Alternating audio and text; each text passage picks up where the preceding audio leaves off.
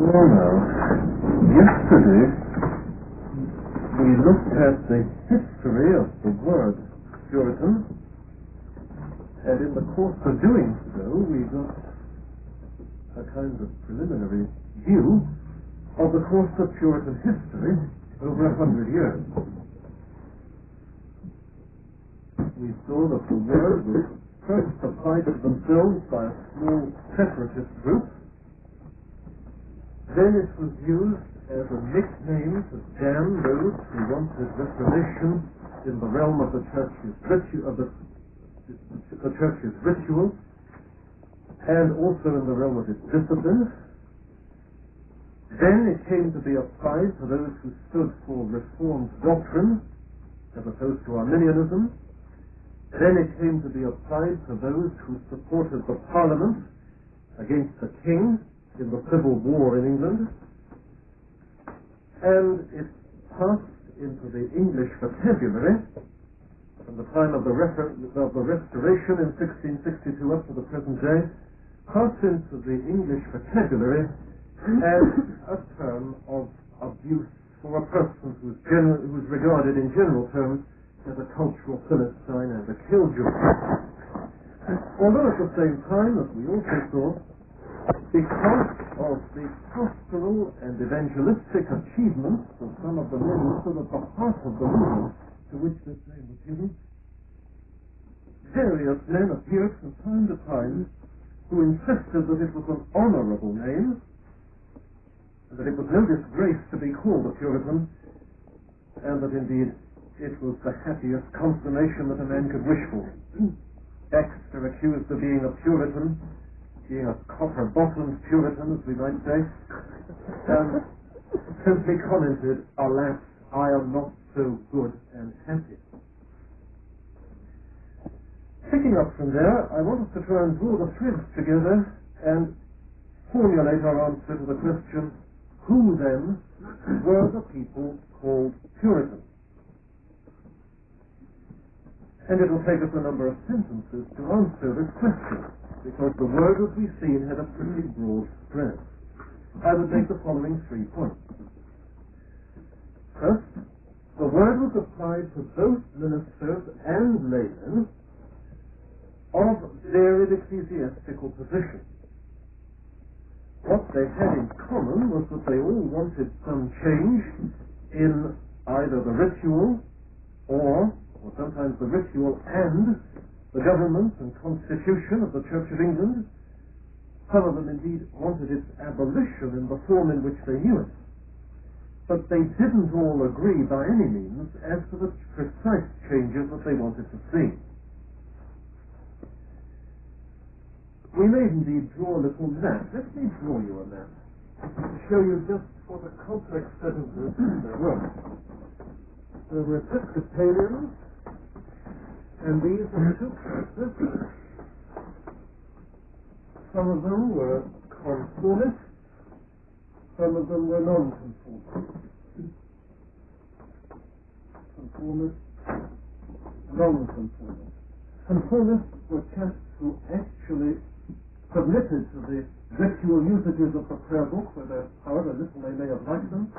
The non-conformists were the chaps who declined to wear the purple, or to use the sign of the cross in baptism, or some other of the ceremonies which the prayer book made obligatory. And in addition to that, there were Presbyterians, there were the Cartwright type of there were the Presbyterians who, in the days of the Commonwealth, after the Civil War had ended, sought to impose on England a religious settlement according to the pattern of the Westminster Confession and documents. All the non-conformist Episcopalians, all the Presbyterians were, of course, ejected in 1662. There were just a few Puritan Episcopalians who conformed in 1662 in the days of the Reformation, and so kept their livings in the established church. But the non-conformist Episcopalians and the Presbyterians all had to be submitted. Then there were independents. These words, as you see, all apply to different positions taken regarding church government. The independents were of different kind. They all believed in congregational independency, but some of them were non-separating. That is, they believed in the appropriateness of the parochial system of the Church of England, and all they wanted was to be able to organize parochial churches on an independent basis. Some of them were separating. They believed that any form of a national church was improper, and therefore that each individual congregation should be organized in separation from it. And of the separating independents, some were pedo-Baptists, and those are what we would nowadays call Orthodox Congregationalists, and some were Baptists, and they are the progenitors of the Baptists of the 20th century.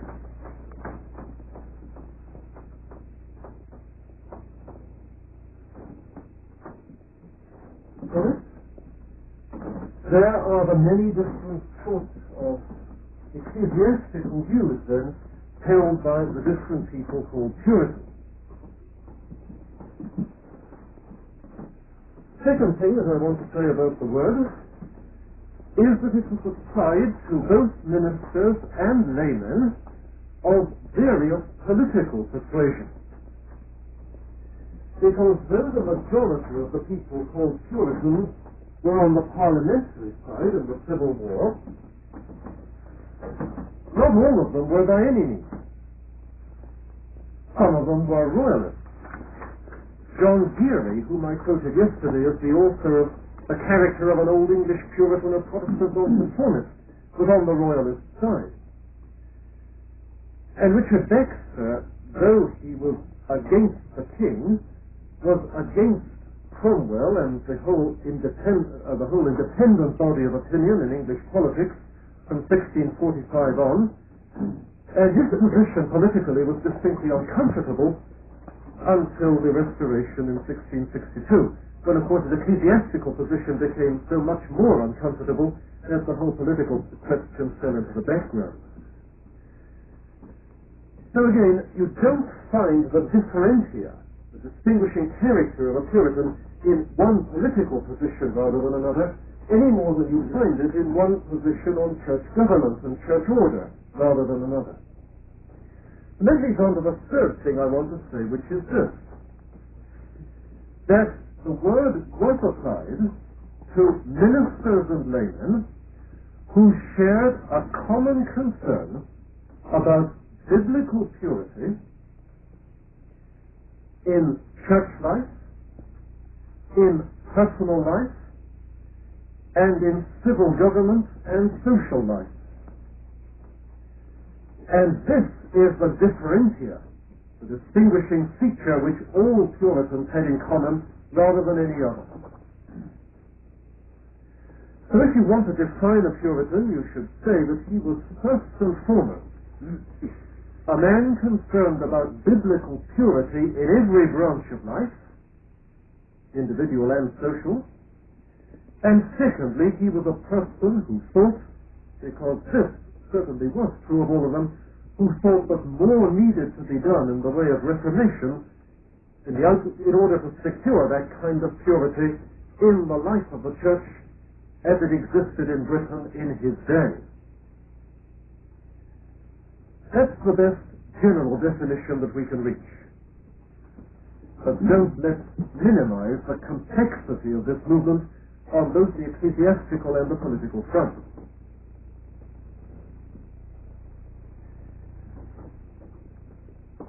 Here we tangle head-on with a long-standing misconception of what was the positive, integrating, controlling principle of the Puritan outlook.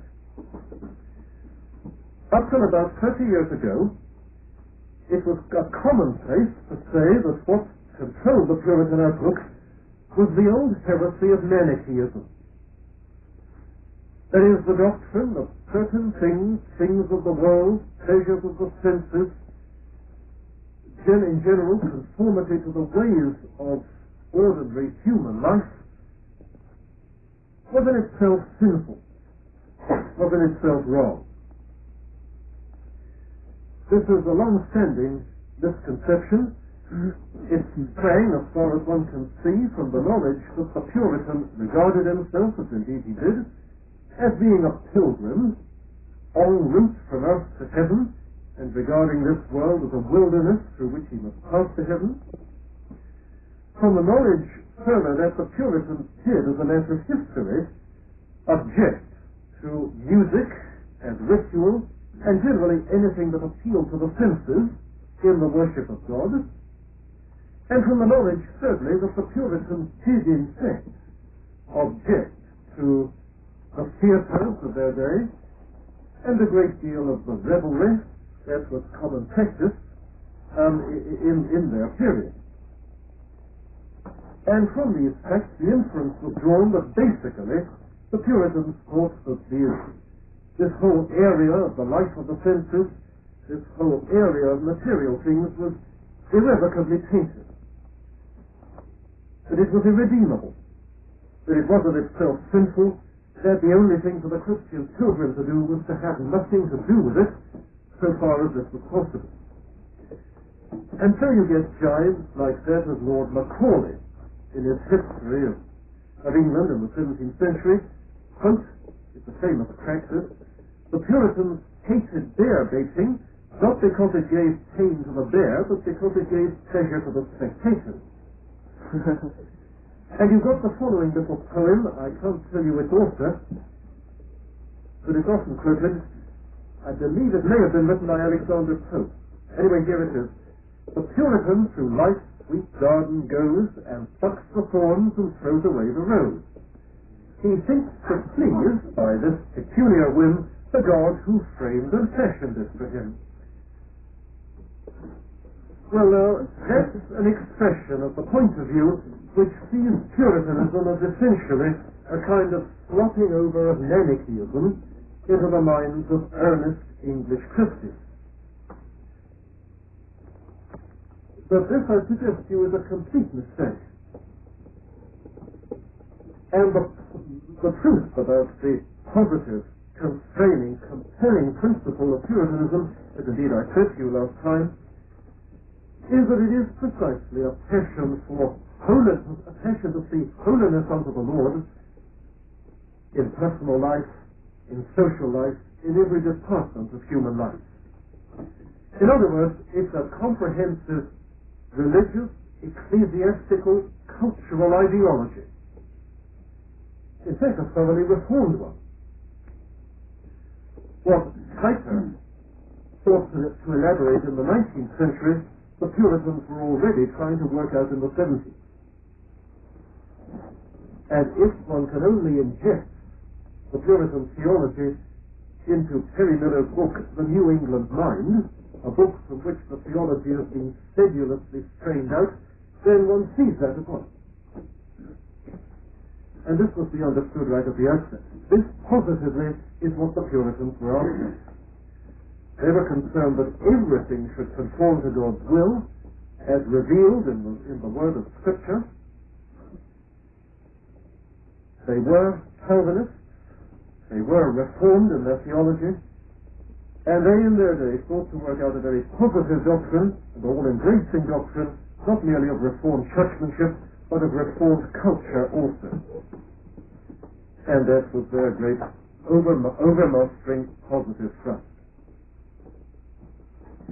So, and here we get to our next heading, if we now ask the question not just who were the Puritans, but what was Puritanism, we can answer it like this. This is only just a skeleton answer. A lot of the headings given here will be filled in as we go along.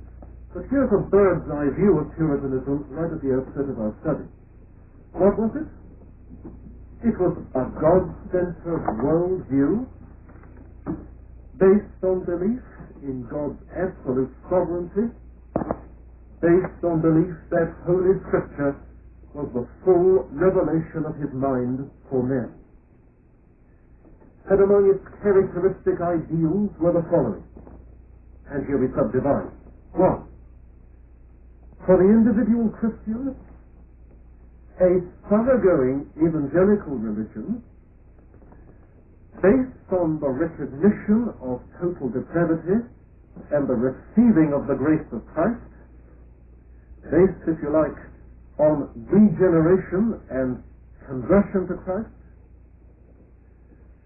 expressing itself in a life marked by self-suspicion and self-examination because of the deceitfulness of one's own heart, but marked also by joy and assurance of faith, which joy and assurance, it was believed, would grow stronger if a man was cellular in self-suspicion and measuring and testing his life by Scripture.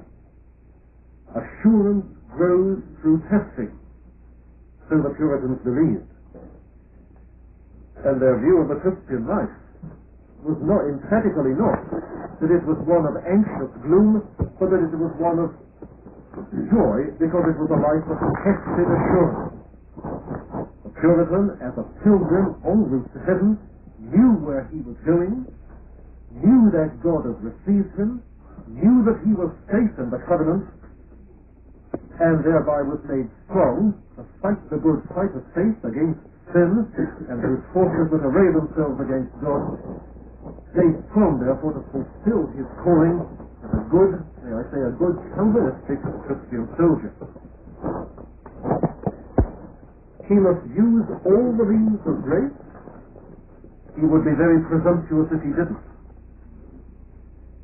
He must recognize his own weakness and his need of the means of grace. The primary means of grace is the preaching of the Word. And he must be a good churchman, meeting together with the people of God in the place where the Word is preached, listening to sermons with care, taking note of them, memorizing what they said, making notes if need be, turning the truth taught in sermons into prayer. This is the primary means of grace, said the Puritans. They made much of sermons. Again, he must sanctify the Sabbath. This too is one of the means of grace. He must sanctify it for the purpose of worship, and he must sanctify it too for the purpose of godliness in the family. The Puritan must be a good family man. It is indeed to the Puritans that we owe our heritage in the realm of Christian thought about in the realm of thought about and teaching about the Christian home. The Puritans, we may say, invented the Christian home. The Puritans gave much teaching as to how the Christian home and family should be sanctified, particularly on the Lord's Day. And the family would go to worship, and then when they came home, father, priest, in the little church which the family constituted, so they regularly used to say, father must make sure that the family had learned what had been taught in the sermon. Father must catechize the family. Father must lead the family in devotion. Father must see that the family profited from the exercises of the Lord's Day.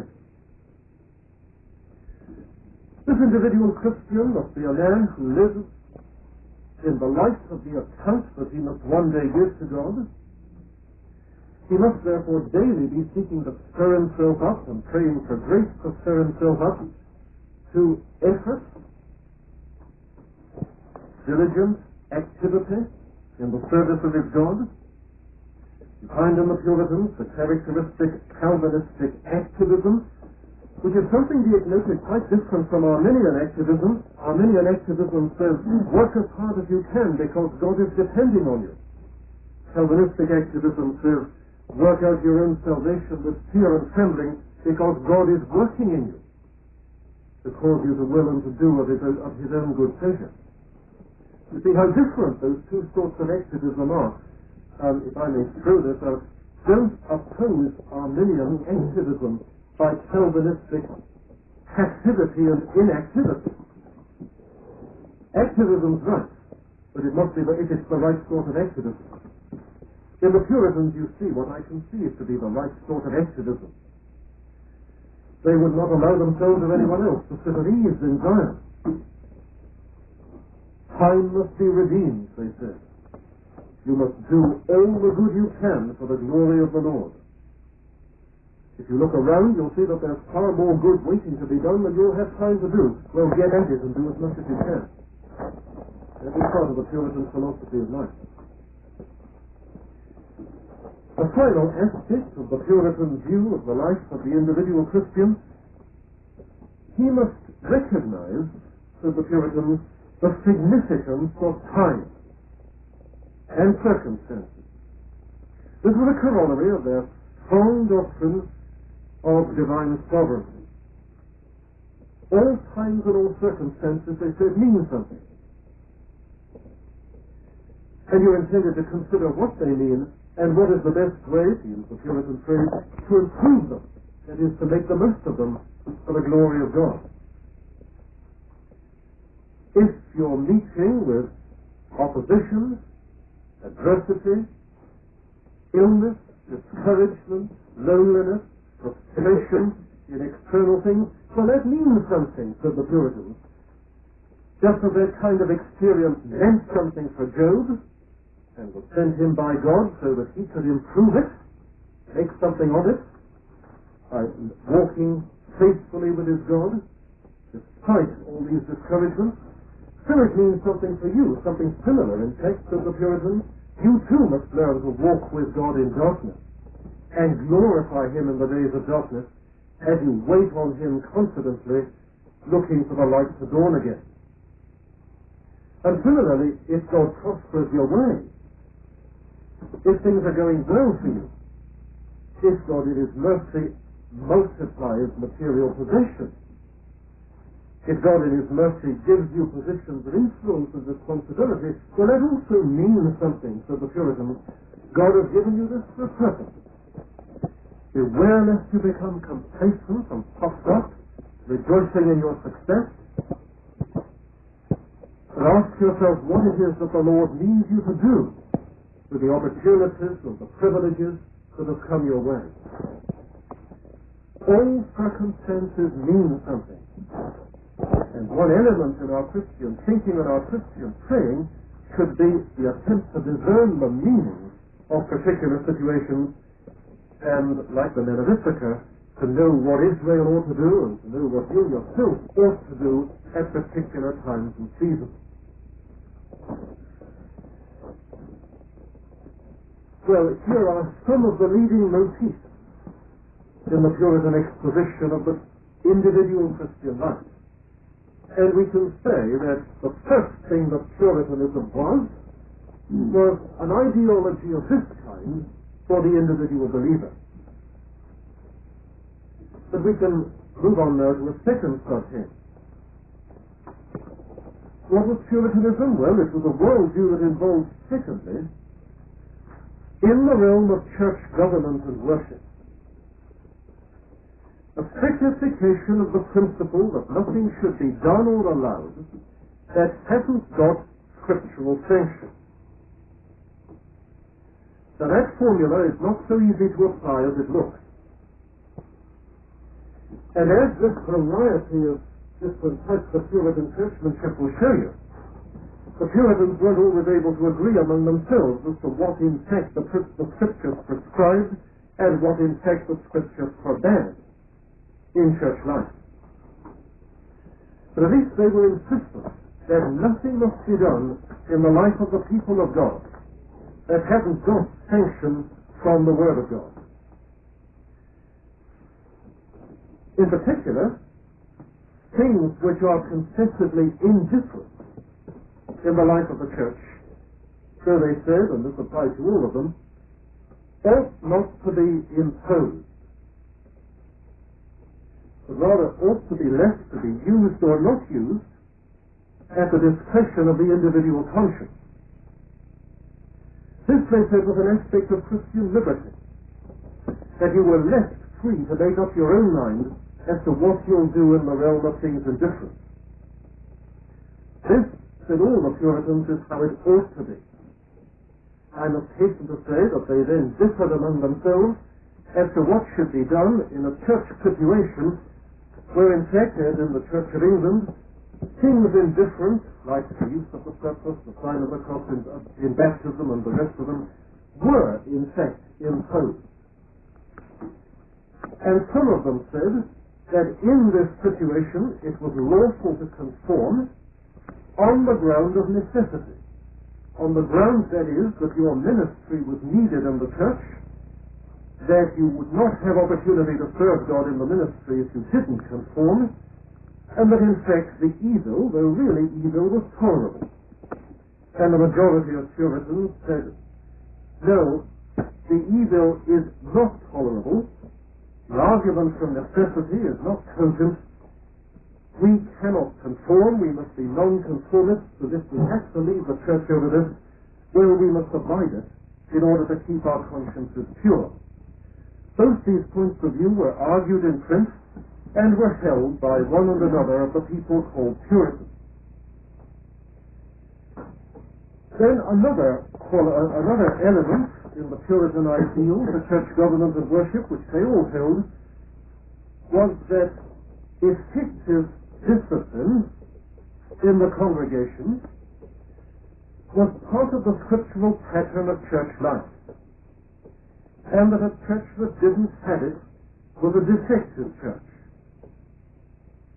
Again, they didn't all think, indeed very few of them thought, that the absence of adequate parish discipline, or so they judged it to be, the absence of adequate parish discipline in the Church of England was a valid reason for separation, as it is so.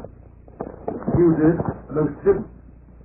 But they all insisted that there ought to be effective discipline in the local congregation. Most of them thought that the Anglican provision for discipline, which based it on the diocese, actually going back over all these things, I'm not giving you a detailed account of these situations now, so don't ask me questions about them, it will come up in detail later on. But as I say, Anglican discipline was based in general on the diocese and the bishop and the diocesan court, and that most of the Puritans thought wasn't adequate. The unit of discipline ought to be the local congregation. But they didn't all agree amongst themselves as to how, in fact, congregational discipline was to be exercised, and some were independents and some were Presbyterians. But they all of them insisted that there must be discipline, and they all of them were, in general, strong churchmen with a very strong concern for the shape of things in the outward life of the Church of Christ. They were not, in other words, pietists. This is the point that I want to underline at this stage. A pietist is a person who is tremendously concerned about personal godliness, but is unconcerned, allows himself to be unconcerned about the outward face of the church as a community. Some people who only know Puritanism through the Pilgrim's Progress, which deals, of course, entirely with the pilgrimage of the individual Christian, have jumped to the conclusion that Puritanism was essentially a pietistic movement, or that there was a kind of, alternatively, that there was a kind of dichotomy between the Puritan concern for individual godliness, the concern to which Pilgrim's Progress bears witness, and the Puritan concern for the holy community, which was manifested in all the ecclesiastical debates that Puritanism threw up. But the truth is there was no dichotomy here at all. The Puritans were not changing gear when they moved from the one concern to the other. Both of them were integral aspects of the Puritan belief that God requires holiness in every department of life in the world that He's made. Personal life, church life, social life. The whole concern was one, and it was, as I say, differentiated in all these particular spheres. But you couldn't be more wrong than to call the Puritan a pietist and imply that there were certain areas of church life and perhaps life in society in general too, in which he hadn't any interest. Everything must be holiness unto the Lord. This is the overmastering unity of the Puritan worldview. Well, we've looked at Puritanism as a worldview with its particular ideology for the individual Christian and its particular and its distinctive basic principles in the realm of church government and worship. A third subheading, for the minister, the Puritans had, again, their own characteristic ideals. That a Christian minister must be able, learned, godly, able to preach, and able to do the work of a pastor to individual troubled souls. In Puritanism, you find in its highest form the traditional high ideal for the ministry. It has always marked the Reformed churches ever since Calvin's day.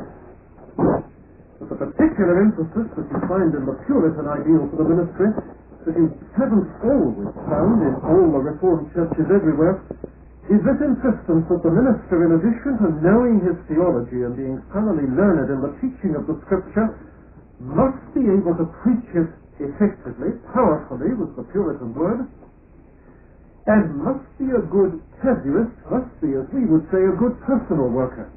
Must, that is, be able to apply truth effectively to the spiritual needs of the individual. The Puritan ministers first became distinctive by their power as preachers and their skill as casuists. Don't be put off by that word casuist. This is not the Roman sort of casuistry, but the Protestant sort. More about that later. And as I say, the Puritans were insistent that all ministers must be powerful preachers, must seek to be powerful preachers, and skillful casuists. And what that meant, we'll see at a later stage. And then, fourthly, the Puritan worldview had a specific application to the realm of politics and civil law and society life. And here the distinctive Puritan position, in fact it's only just an application of the characteristic Reformed position, was thus that all laws in a state must be just by scriptural standards of equity, and they must be such as forward and don't hinder true religion, again judged by the scriptural standard of what true religion is, and civil rulers must regard themselves as God's ministers and deputies, as in Romans 13, and they must seek so to fulfill their work, to give a true service of God, a true ministry unto the Lord, in such a way that godliness is advanced and encouraged, and wickedness and vice, public evil, is punished and suppressed. This, of course, raised, this formula in its application in the 17th century, raised the question of toleration. The real issue was here. Should the state, the real issue was this, I should say, should the state, the Christian state, penalize and punish and prohibit unorthodox beliefs publicly held? Is this the way in which the state glorifies God? When it's, as I say, it's unorthodox belief publicly held, not creating any civil disorder, but simply there, professed, proclaimed, should it be inhibited by the state or should it not? At the beginning of the 17th century, nearly every English Puritan thought that it should. And of course this is what they thought in Calvin's Geneva. And this is why Servetus was burned.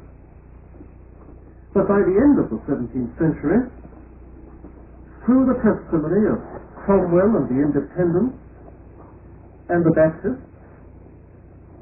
all of whom were for toleration, it had generally been come to be accepted as a matter of right.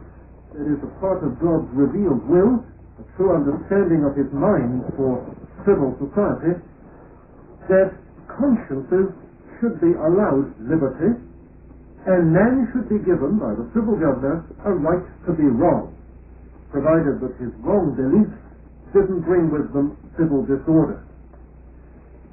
Liberty of conscience, so the argument ran, provided the situation in which the Spirit of God was free to lead men into truth. Provided that situation in a way that compulsory, a civil compulsion of orthodoxy didn't do. St. Cromwell and the Independents, and the Baptists, of course, belong to the independent family, see the map. They were the first to see this and be convinced of it. The Presbyterians, I'm sorry to say, were the last to be convinced of it. But by the time that civil toleration came in 1688, with the Revolution and the end of the Stuart monarchy and the coming of William and Mary to the English throne, with that went an act of toleration, which gave the nonconformists, the non-Anglican dissenters, liberty, which they hadn't had before. By the time that came, Presbyterians, as well as Independents, who'd been dissenters all these years, were quite convinced that it was the right thing to happen. Toleration had made its way. But there was great argument in the middle of the 17th century, at the time of the Civil War and under the Commonwealth, as to whether toleration of Christian beliefs or professedly Christian beliefs, which in the judgment of the majority were in fact unorthodox, ought to be allowed. Well, as I say, gradually toleration made its way.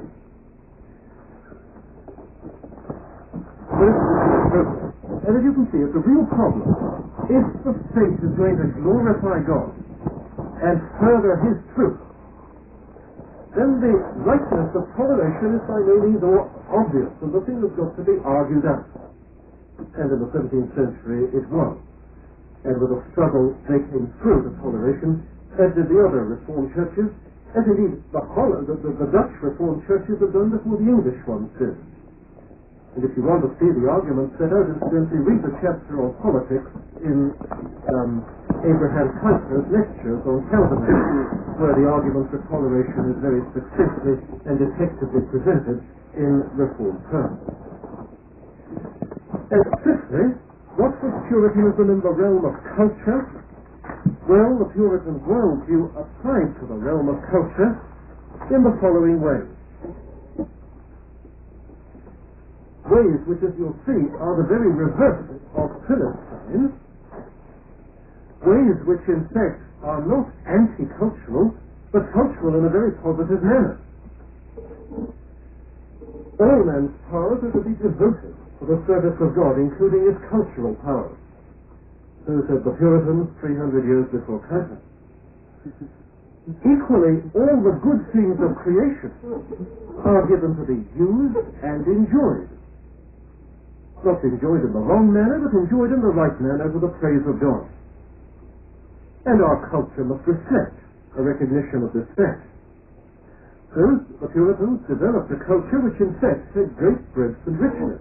It had to be sure a moral core, and it was in direct conflict with the degenerate, that is, the immoral elements in the culture of the secular culture of 17th century England. And there were plenty of degenerate and immoral elements in 17th century culture which had to be challenged and fought. But for instance, in the realm of education, the Puritans, who themselves were university men, carried on the great Renaissance tradition of founding grammar schools, in many cases teaching in grammar schools, in the parishes, teaching their parishioners to read, writing books for them, founding schools, I mentioned that, founding academies too, after 1662, academies to do work at university level. And when English Puritans emigrated to America, the first thing they did was to found schools as Harvard University. The Puritans were for education, not against it. This should be appreciated right at the outset. Then B, in the realm of the arts, the Puritans were pro and not con. Puritanism has sometimes been accused of cultural barrenness. Well, it certainly may be that later degenerate forms of the 17th century Puritan tradition did become culturally barren, but in the Puritan period itself, It certainly wasn't so. Take the realm of music. The Puritans, to be sure, opposed choirs in church, and they destroyed organs in church. Did this mean that they were against music? No, it simply meant that they thought that in churches the singing ought to be congregational singing, and they were simply concerned to make way for congregational singing, and that was the whole of their motive. In fact, they encouraged music for recreational purposes. Most of them played an instrument. Vocal music flourished under the Commonwealth. They sang madrigals as assiduously in the days of Cromwell as they had done in the days of Elizabeth. The first English opera, as a matter of fact, was produced under the Commonwealth. The Siege of Rhodes by Sir William Denton, produced in 1657, was known as a person than Oliver Cromwell himself as patron of the performance. And talking of Cromwell, you may be interested to know that at the marriage of his daughter Frances, there was a string band of 48 which kept the dancing going until 5 o'clock in the morning. I don't know whether you associate that kind of thing with the Puritans, but that's a little episode from Cromwell's domestic life. What about poetry? Well, if you just think of three poets, Edmund Spenser, John Milton, Andrew Marvell, honesty compels one to acknowledge that they were Puritans.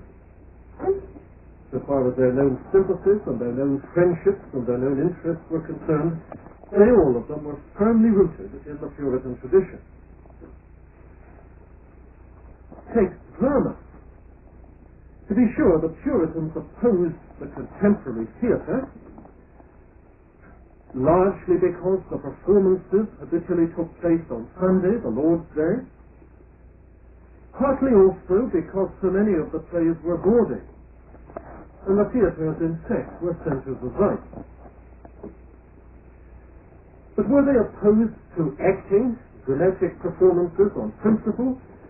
A few of them were, but not all of them by any means. Milton's Comet is a mask for acting. Cromwell, in fact, acted in a pastoral by Andrew Marvell at the wedding of another of his daughters, Mary.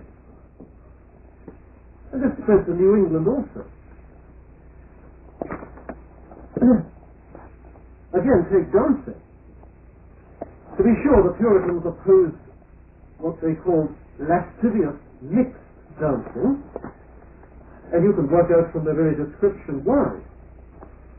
And many of us find it necessary to oppose lascivious mixed dancing at the present time. That doesn't mean that they were opposed to all dancing of all sorts. Did you know, for instance, that at the ordination of Jonathan Edwards' father, they had a dance? That too, you see, spread to New England. All these facts were dredged up in a most interesting, if in some ways pernickety book, by Percy Scholes. I noticed you got it in your library, Percy Scholes, S-C-H-O-L-E-S. He was a musicologist, and his book is called The Puritans and Music. He got so fed up with hearing these repeated assurances that the Puritans were all against music, when he'd come across one or two facts which seemed to throw doubt on it, but he did a thorough investigation and wrote a complete book about it. And it's full of interesting facts of the kind that I've said before you, including this, it was from him that I got this fact about dancing at the ordination of Jonathan Edwards' father. And Scholes, in a rather nice little aside, imagines a person who's convinced of the essential gloom of the Puritan ethos, commenting, "Oh, these gloomy Puritans, they actually had ordinations at their dances."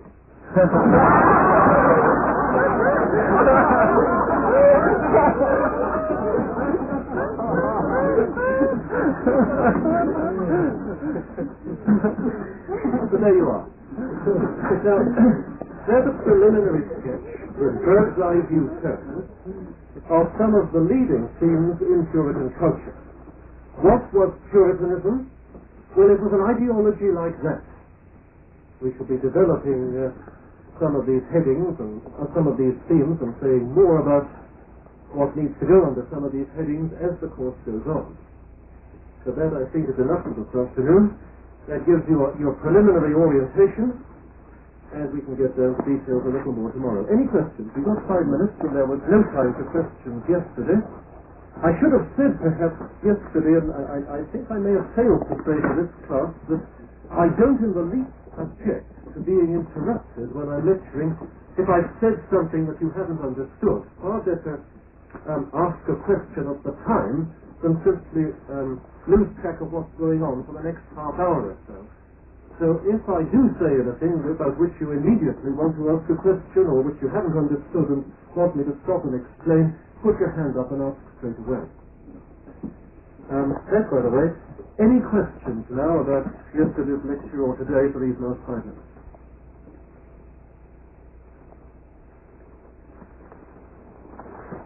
Would you be concentrating on the history of Puritan development or the first teachings of Puritanism? I shall sketch out the former and put the microscope on the latter. That's really the answer. A more detailed treatment will be of particular themes and emphases in Puritan teaching.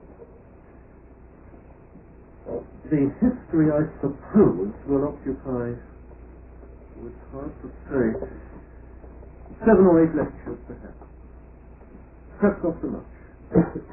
And then the theology and the exploration of the different aspects of Puritan culture will be taking the rest. The course is English Puritanism, rather than the history of the English Puritans. And that explains the emphasis. In commenting on the political aspect of Puritanism, you said that most of them were on the side of Parliament, but some were royalists. The Parliament side, was it primarily composed of Puritans, or were there some more pro-church people also on this side? No, hardly. There were a number of different groups of people on the parliamentary side, but I think it's true to say that whereas the royalists were all churchmen, the other way around. Whereas it's true to say that all those who were royalists were churchmen, and I am saying it backwards, reversing back to where we were. While it's true to say that there weren't any churchmen on the parliamentary side, that is, the Parliament, as you probably know, put down the Church of England in the form in which it had been known since the Elizabethan Reformation. The use of the prayer book was declared illegal, and Archbishop Laud, like King Charles I, was in due course executed. Laud was executed for treason.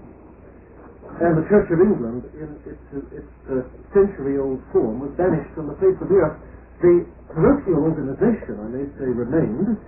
What they tried to do was to reorganize it in presbyteries, but that really never got off the ground outside London and 1 or 2 other urban centres. And when Cromwell became protector, what he devised was a sort of non-uniformitarian establishment where each congregation was in fact an independent congregation, and the minister of this church could just do as they saw fit. They weren't in synodical relation to any of the other parishes of the country, and just different things were being done in the realm of church order in different parishes. So now, all the people who fought for the Parliament were, one may say, content to have this happening. But some of the Puritans who wanted to see the church reformed did believe in what, in some circles, was called the divine right of kings.